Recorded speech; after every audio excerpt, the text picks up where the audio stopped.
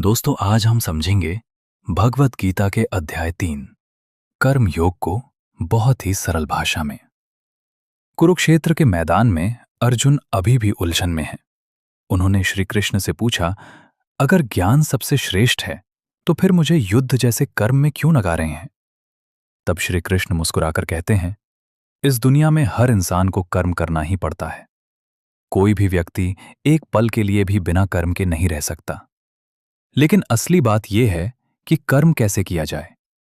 श्री कृष्ण बताते हैं, फल की इच्छा छोड़कर कर्म करो, यानी काम करो, लेकिन उसके परिणाम से खुद को मत जोड़ो। जब हम सिर्फ अपने स्वार्थ के लिए काम करते हैं तो हम बंध जाते हैं चिंता, डर और लालच में। लेकिन जब हम बिना स्वार्थ के सिर्फ अपना कर्तव्य समझकर काम करते हैं तो वही कर्म योग बन जाता है। उदाहरण के लिए, एक किसान खेत में मेहनत करता है। वो पूरी लगन से बीज बोता है, पानी देता है, लेकिन बारिश होगी या नहीं ये उसके हाथ में नहीं। इसी तरह हमें अपना काम पूरी ईमानदारी से करना चाहिए, लेकिन परिणाम भगवान पर छोड़ देना चाहिए। श्री कृष्ण आगे कहते हैं, महान लोग जैसे कर्म करते हैं वैसे ही आम लोग भी उनका अनुसरण करते हैं।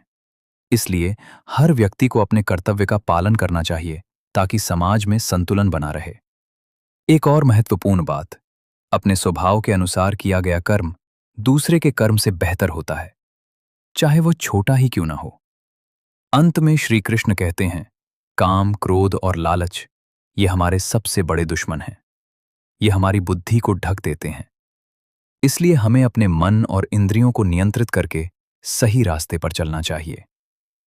निष्कर्ष, कर्म करो लेकिन फल की चिंता मत करो।